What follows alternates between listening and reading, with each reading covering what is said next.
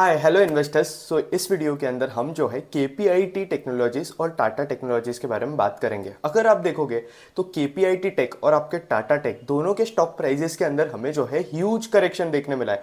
जहां एक टाइम था जहां ये स्टॉक्स के अंदर जो है हमें कॉन्स्टेंटली पी री रेटिंग देखने मिल रही थी, लेकिन आज के टाइम पे अगर आप देखोगे तो स्टॉक्स के जो पी है वो डी रेट होने स्टार्ट हो गए। और अगर आप 3 साल पहले केपीआईटी का पी देखोगे तो एट पीक इसका पी जो है वो 80-90 के आसपास भी जा चुका था। और करंटली अगर आप पी देखोगे तो पी डी रेट होके जो है 41 के आसपास ट्रेड कर रहा है करंटली ये स्टॉक। आखिर ऐसा क्या हुआ कि हमें जो है स्टॉक के अंदर इतनी पी डी रेटिंग देखने मिली। अगर आप टाटा टेक के बारे में भी बात करोगे तो ये स्टॉक जब लिस्ट हुआ था तब लोग जो है स्टॉक को लेकर बहुत ज़्यादा बुलिश थे, बट आज के डेट पे अगर आप टाटा टेक को देखोगे तो अगेन ये स्टॉक जिस प्राइस पे लिस्ट हुआ था 1000 के लेवल के आसपास, वहाँ से अगर आप देखोगे ना यार तो ये स्टॉक लगभग 50% से करेक्ट हो चुका है। तो आखिर ऐसा क्या चल रहा है टाटा टेक और केपीआईटी में इस वीडियो के अंदर बात करेंगे। और अगर आप इन दोनों स्टॉक्स के शेयर होल्डर हो तो आपको तो सिनेरियोस कंप्लीट समझना बहुत इंपॉर्टेंट हो जाता है, और एज अ इन्वेस्टर हमें आगे की अपॉर्चुनिटी देखनी बहुत ज़्यादा इंपॉर्टेंट हो जाती है इन दोनों कंपनीज के बारे में। तो पूरा डिस्कस करेंगे। इसके पहले हम वीडियो के अंदर आगे बढ़े, मुझे जो है आपको इक्विटी रिसर्च मेंटरशिप प्रोग्राम के बारे में बताना है। अगर आपको मेरे इक्विटी रिसर्च मेंटरशिप प्रोग्राम के लिए रजिस्टर करना है तो नीचे डिस्क्रिप्शन के अंदर लिंक दिया हुआ है, वहां से जो है आप डायरेक्टली रजिस्टर कर सकते हो। अब यहाँ पे जो है आपको वन ऑन वन मेंटरशिप मिलती है मुझसे। आपका कोई भी डाउट आता है मार्केट रिलेटेड, कंपनी रिलेटेड, कोई सेक्टर रिलेटेड, तो ये सारी चीज़ें जो है आप मुझसे वन ऑन वन कनेक्ट कर सकते हो और सारे आपके डाउट्स क्लियर कर सकते हो। इसके साथ साथ ये जो प्रोग्राम होगा पूरा मंथ लॉन्ग प्रोग्राम होगा, और आपको जो है इसमें डेली अपडेट मिलता रहेगा कि मैं कौन सा स्टॉक स्टडी कर रहा हूँ। और बेसिकली अगर आप देखोगे ना यार, हर एक स्टॉक को यूट्यूब पे अपलोड करना बहुत पॉसिबल नहीं होता है, तो इसलिए मैं जो है हमारा मेंटरशिप प्रोग्राम का ग्रुप है, वहाँ पे डेली स्टॉक का समरी या फिर उसका बिजनेस मॉडल वगैरह सब एनालाइज करके ग्रुप पे पोस्ट कर देता हूँ।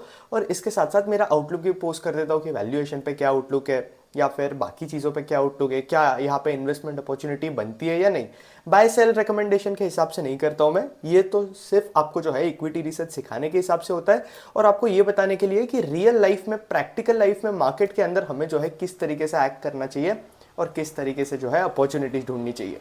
इसके साथ साथ अभी जो है लाइव रिजल्ट सीजन चल रहा है, तो हम लोग जो है वीकली एक दिन तो बैठ ही रहे, जहाँ जो भी रिजल्ट्स आ रहे हैं उन्हें डिस्कस कर ले। क्योंकि अगर आप देखोगे तो कंपनी के रिजल्ट्स पे भी जो है हमारा आउटलुक कंपनी से रिलेटेड बहुत ज़्यादा फास्ट चेंज होता है, तो इसलिए हम लोग जो है लाइव बैठ कर ही कंपनी के रिजल्ट्स डिस्कस कर रहे हैं। इसके साथ साथ आपको जो है बाकी बेनिफिट्स भी मिलेंगे मेंटरशिप प्रोग्राम के लिए।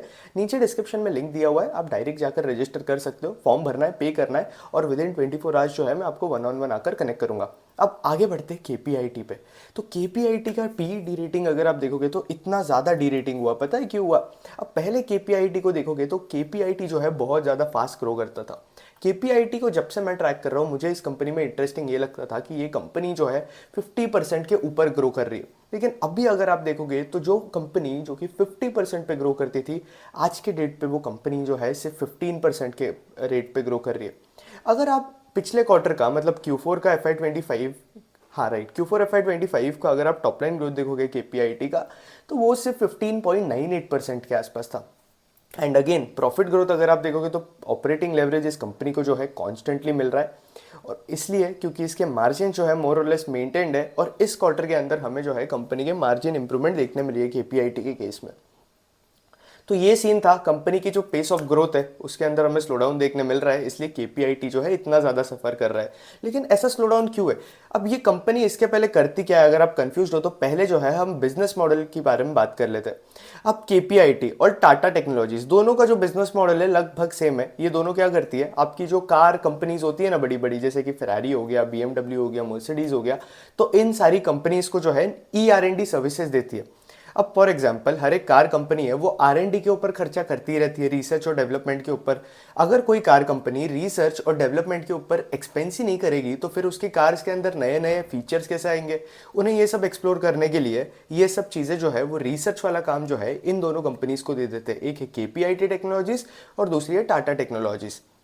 अब रिसर्च वाले काम के अंदर ही आपका कभी कभी आपके सिस्टम से रिलेटेड होता है, एआई रिलेटेड, अगर किसी कार के अंदर एआई इंटीग्रेट करना है तो उस टाइम भी जो है आपको इनकी हेल्प लेनी पड़ती है, R&D सर्विस प्रोवाइडर्स की।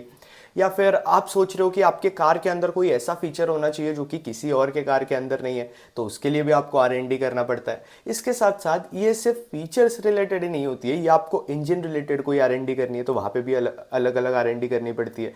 जैसे कि आप अभी करंटली देख रहे हो तो ईवी जो है बहुत ज़्यादा इमर्ज हो रही है, तो उस सेक्टर के लिए भी R&D करना पड़ेगा। अगर आपको हाइब्रिड इंजन चाहिए तो वहाँ पे अलग R&D करनी पड़ेगी।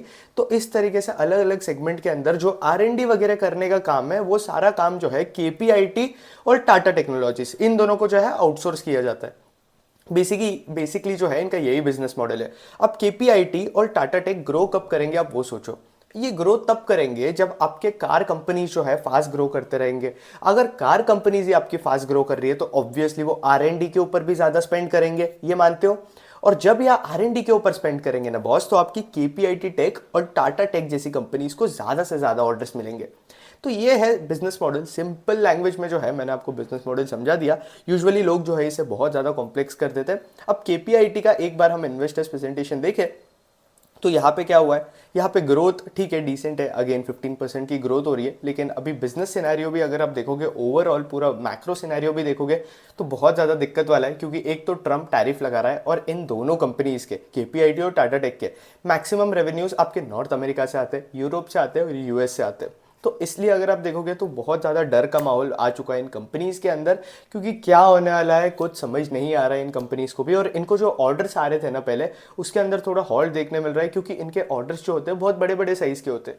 तो इनके क्लाइंट भी जो है थोड़ा हॉल्ट ले रहे हैं, बोलते कि यार 2-3 महीना रुक जाओ, एक बार टैरिफ का सिनेरियो जो है वो क्लियर होने दो, अनसर्टेनिटी खत्म होने दो, और फिर उसके बाद ऑर्डर्स वगैरह जो है फिर से स्टार्ट हो जाएंगे। इनके जो है 2 सेगमेंट है अगर आप देखोगे तो, एक जो है इनका पैसेंजर कार वाला सेगमेंट और दूसरा जो है कमर्शियल व्हीकल वाला सेगमेंट। KPIT की बात कर रहा हूँ मैं। तो KPIT के केस में अगर आप देखोगे तो पैसेंजर्स कार में हमें जो है 12.1% का ईयर ऑन ईयर ग्रोथ देखने मिला था। और कमर्शियल व्हीकल के केस में अगर आप देखोगे तो हमें जो है डी ग्रोथ देखने मिल रहा है। फिर इसके साथ साथ इनके बिजनेस यूनिट्स की बात करोगे तो मैक्सिमम हमें ग्रोथ जो है वो आपके आर्किटेक्चर और मिडलवेयर कंसल्टिंग के अंदर देखने मिल रहा है। और फिर इसके बाद क्लाउड और फीचर डेवलपमेंट के अंदर जो है एवरेज ही ग्रोथ देखने मिल रही है। करंटली अगर आप ज्योग्राफी वाइज देखोगे तो US के अंदर कंपैरेटिवली ग्रोथ है, यूरोप के अंदर अगर आप देखोगे तो डी ग्रोथ देखने मिल रहा है, एशिया के अंदर भी जो ग्रोथ है करंटली सबसे अच्छी देखने मिल रही है। अब यूरोप के अंदर डी ग्रोथ क्यों देखने मिल रही है, आप पहले पूरी बात को समझो।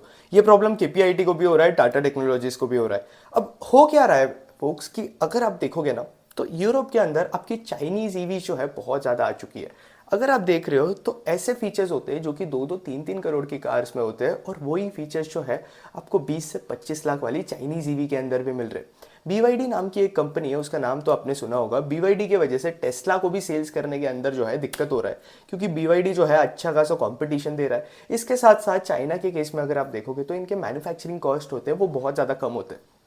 तो अगेन ये जो चाइनीज ईवीज है वो कम कॉस्ट के अंदर मैन्युफैक्चर कर सकते हैं, और यूरोप के अंदर ये लोग जो है सेल कर रहे हैं कम प्राइस के अंदर। जो कि आपकी यूरोप की हाई एंड कंपनीज है, जैसे कि वोक्सवैगन हो गया या फिर आपकी दूसरी कंपनीज हो गई, वहां पे जो है इनको कॉम्पीट कर रही है। इनफैक्ट यूरोप के अंदर अगर आप देखोगे तो वोक्सवैगन का जो है उन्होंने एक फैक्ट्री भी शट डाउन कर दी, क्योंकि कॉम्पिटिशन ही इतना ज़्यादा फेस करने मिल रहा है। अगेन फीचर्स पे ये लोग जो है कॉम्पीट नहीं कर पा रहे, और जब आपकी कार कंपनीज जो है वहाँ पे सेल्स ही नहीं हो रही है तो ये लोग R&D पे क्या ही स्पेंड करेंगे। तो इनका R&D के ऊपर का जो स्पेंड है वो भी रिड्यूस होते जाता है। अगेन इस रीजन से अगर आप देखोगे तो KPIT और टाटा टेक के अंदर जो है स्लो डाउन देखने मिल रहा है।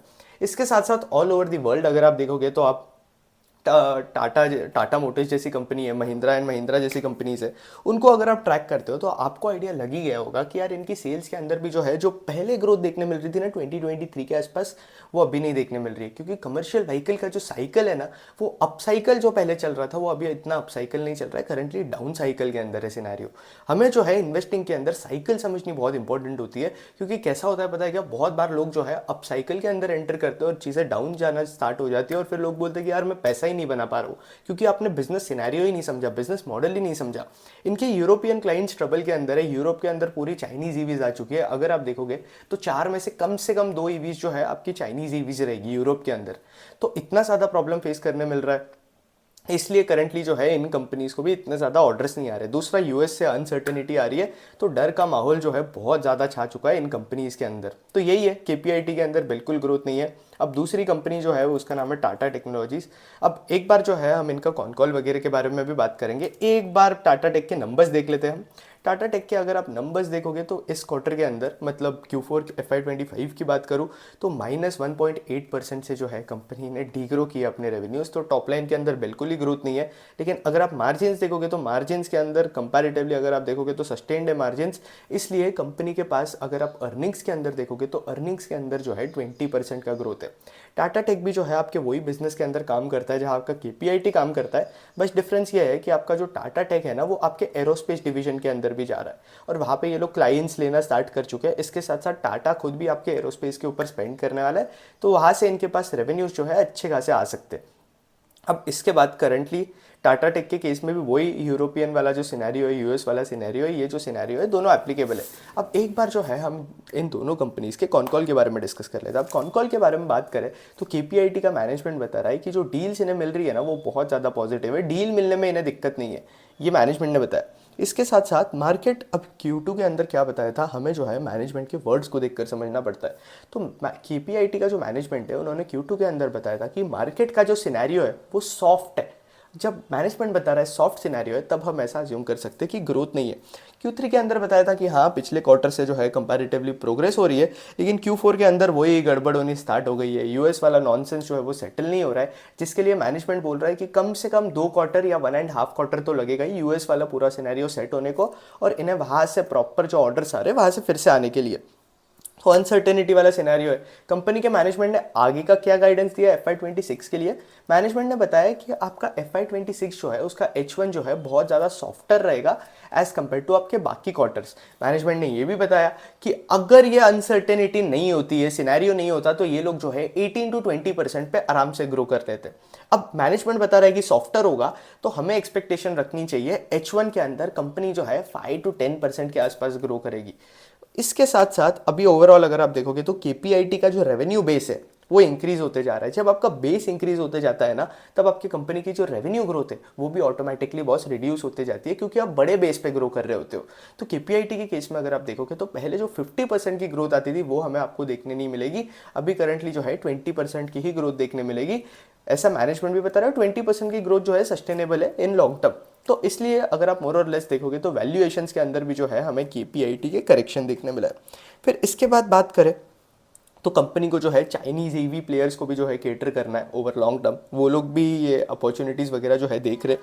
FY27 और FY28 के लिए क्या आउटलुक है, मैनेजमेंट ये बता रहा है कि FY27 और FY28 जो है अच्छे खासे ईयर्स रहेंगे, क्योंकि मैनेजमेंट ने अपने एक इंटरव्यू के अंदर केपीआईटी के जो MD है उन्होंने एक इंटरव्यू के अंदर ये बताया था बॉस कि आपका जो दूसरी कंपनीज है उनसे ऑर्डर्स वगैरह की जो अच्छी खासी ग्रोथ हमें देखने मिलेगी FY27 और 28 में, क्योंकि इन्हें जो है अगले 2 साल बाद अच्छे खासे ऑर्डर्स मिलने वाले।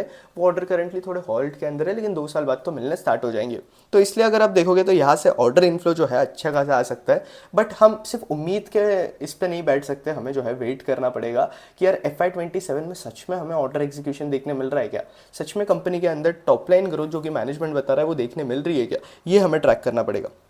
इसके साथ साथ यूरोप से जो है इनकी हाईएस्ट पाइपलाइन है, वहाँ पे से ही जो है कंपनी को सॉफ्टनेस देखने मिल रहा है। मार्जिन का गाइडेंस मैनेजमेंट ने वही दिया है, करंटली जो मार्जिन है 21% के आसपास, उस हिसाब से ही जो है मार्जिन परसिस्ट होगी केपीआईटी टेक के केस में भी।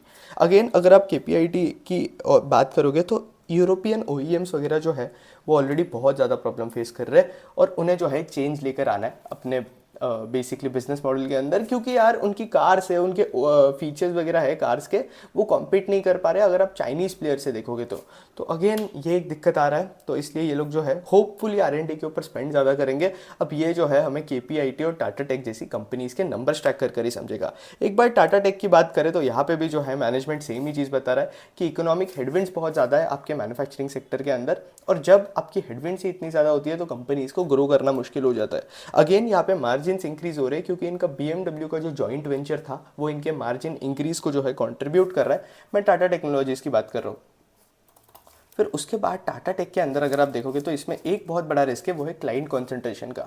इनके जो टॉप 5 क्लाइंट्स है वहाँ से ही जो है आई थिंक इनके 60-65% ऑफ रेवेन्यूज आते हैं, तो ये बहुत बड़ा रिस्क है कंपनी के लिए। फिर इसके साथ साथ बात करें तो कंपनी भी वही बता रही है सॉफ्टनेस जो है टॉप लाइन का वो आपके टैरिफ्स अनसर्टेनिटी की वजह से देखने मिल रहा है, क्योंकि बहुत कस्टमर्स जो है वेट कर रहे हैं। तो सिनेरियो सेम है। अब AI आ रहा है, अगर आप देखोगे तो मैक्सिमम टेक कंपनीज जो है बात कर रही है कि AI आ रहा है, AI आ रहा है, क्या AI डेंजर है क्या इन कंपनीज के लिए। तो टाटा टेक के मैनेजमेंट ने बताया कि यार एआई जो है इतना भी डेंजरस नहीं है, एआई के थ्रू ये लोग अच्छा खासा ग्रो कर सकते हैं अगर एआई को ये लोग इंटीग्रेट कर ले तो अब वो इनके इंटीग्रेशन पे डिपेंड करेगा। और अगर आप अभी आईटी कंपनीज और टेक कंपनीज के अंदर देखोगे तो वो टाइम चले गया जहां आप जो कंपनी की ग्रोथ है वो डायरेक्ट उनके हेडकाउंट से रिलेट कर लेते, वो टाइम जो है अब जा चुका है। क्योंकि अभी अगर आप देखोगे तो एआई वगैरह आ रहा है, लोगों की नीड जो है कम होने लगी है, लोगों को मोर और लेस ऑब्वियसली एआई चलाने के लिए भी लोग लगते हैं, लेकिन जो छोटे मोटे अगर आपका काम जो है इतना ज़्यादा स्किल्ड नहीं है, आप थोड़े से अनस्किल्ड टाइप हो, बाकी नॉर्मल चीज़ें कर लेते हो, तब तो एआई जो है आपको आराम से रिप्लेस कर देगा। तो ये सिनेरियो चल रहा है, कंपनी का मैनेजमेंट भी जो है यही बता रहा है। इसके साथ साथ अगर आप देखोगे तो management again medium to long term में पॉजिटिव है, क्योंकि ऑब्वियसली कार ओईएम्स जो है, इनके पार्टनर्स जो है, आई मीन क्लाइंट्स जो है, उन्हें जो है स्पेंड करना ही पड़ेगा आरएनडी पे, नहीं तो वो ग्रो ही नहीं कर पाएंगे। अब ऑब्वियसली बात है, अगर आप आरएनडी पे स्पेंड ही नहीं करोगे, आप नए फीचर्स ही नहीं लेके आओगे, तो कोई आपकी कार आके क्यों खरीदेगा। तो वही सीन चल रहा है, इसमें भी यही है। और उसके बाद अब बात करें तो एरोस्पेस वाला जो इनका डिवीजन है, वहाँ से करंटली मैक्सिमम ग्रोथ हमें देखने मिल रही है, क्योंकि छोटा डिवीजन है इसलिए वहाँ पे ग्रोथ इतनी ज़्यादा स्ट्रॉन्ग है। और टाटा भी स्पेंड करने वाला है आपके एरोस्पेस के अंदर, तो वहाँ से ग्रोथ अच्छी खासी आ सकती है। अब कंपनी के मैनेजमेंट ने ये बताया कि इनका जो फर्स्ट क्वार्टर होगा वो सॉफ्ट होगा, तो ग्रोथ मैं ऐसा अज्यूम कर रहा हूँ कि फर्स्ट क्वार्टर के अंदर कोई ग्रोथ ही नहीं होगी। और इसके साथ साथ जो टाटा टेक है उसके लिए मैं ऐसा अज्यूम कर चल रहा हूँ कि इनकी जो टोटल टॉप लाइन ग्रोथ होगी पूरे साल के लिए वो 8 to 9% होगी। और आपके जो ब्रोकरेज हाउसेस है उनकी भी जो है सेम एस्टिमेट है। और केपीआईटी का मुझे लगता है यार 10% के आसपास या 12-13% के आसपास पूरे साल में अपनी टॉप लाइन ग्रो करेगा। अब हमने टॉप लाइन की बात कर ली, बॉटम लाइन की बात कर ली, मार्जिन्स की बात कर ली जो कि परसिस्ट हो गए, बिजनेस सिनेरियो भी समझ लिया कि यार यूरोप से प्रॉब्लम हो रहा है, आउटलुक गाइडेंस की भी बात कर ली। अब रिस्क हम ऑलरेडी डिस्कस कर चुके हैं कि कल को अगर चाइनीज ईवी का कंपटीशन जो है और इंक्रीज हो जाता है तो यूरोप ओईएम्स को दिक्कत होगा। अगेन टैरिफ के वजह से अगर और सिनेरियो अनक्लियर होता है, अनसर्टन होता है, तो इन कंपनीज को जो है फिर से दिक्कत देखने मिलेगा। और एक तो आपकी कार की साइकिल जो है वो डाउन साइकिल ही चल रही है, अगर आप कमर्शियल व्हीकल्स के अंदर देखोगे या फिर पैसेंजर व्हीकल्स के अंदर देखोगे, तो वो एक जो है रिस्क होते हैं कंपनीज के लिए कि आपके जो ऑटो साइकिल है उसके ऊपर इनकी बहुत सारी चीज़ें डिपेंड करती है। अगेन वैल्यूएशंस की बात करें तो हाँ, वैल्यूएशन जो है करेक्ट हो चुके हैं, लेकिन ओवरऑल अगर आप देखोगे तो 40 का पीई का स्टॉक है। टाटा टेक और केपीआईटी की भी बात करूँ तो उनका भी पीई जो है लगभग 40 के आसपास है। और 40 के पीई पे बॉस आपको वही 10% 12% की ग्रोथ देखने मिल रही है, तो आप खुद वैल्यूएशन का जो है कैलकुलेट कर सकते हो। हाँ, अर्निंग्स ग्रोथ देखने मिल सकती है इन स्टॉक्स के अंदर, वो चीज़ पॉसिबल है, लेकिन अगर आपके स्टॉक के अंदर टॉप लाइन ग्रोथ ही नहीं है और आपका स्टॉक जो है इतना ज़्यादा एक्सपेंसिव है, तब तो जो है दिक्कत आ सकती है स्टॉक के लिए। तो आप खुद बुल बेयर बेस सिनेरियो बनाकर या फिर फोरकास्टिंग कर जो है कैलकुलेट कर सकते हो। इस वीडियो को मैं इतना ही रखूंगा, होपफुली आपको पूरी चीज़ें समझ आ गई होगी। वीडियो अच्छा लगा तो लाइक करना, कंटेंट अच्छा लगा तो चैनल सब्सक्राइब करना, और होपफुली इस वीडियो ने जो है आपको पूरा सिनेरियो समझा दिया होगा। अगर आपको चीज़ें समझ गई और अगर आपको ऐसे और वीडियोस चाहिए तो कमेंट सेक्शन में अंदर आकर बता देना। अब एक और चीज़ है, अगर आपको मेंटरशिप प्रोग्राम के लिए रजिस्टर करना है तो नीचे डिस्क्रिप्शन में लिंक दिया हुआ है, वहाँ से जो है आप डायरेक्ट रजिस्टर कर सकते हो। जल्द से जल्द रजिस्टर कर लो, मैं प्लान कर रहा हूँ कि नेक्स्ट मंथ जो है प्राइजेस इंक्रीज होने वाले, तो उसके पहले आप रजिस्टर कर लेना। इतना ही रखूंगा वीडियो, होपफुली वीडियो के अंदर मजा आया होगा। That's it, thank you for watching folks. Ayush Marda signing of.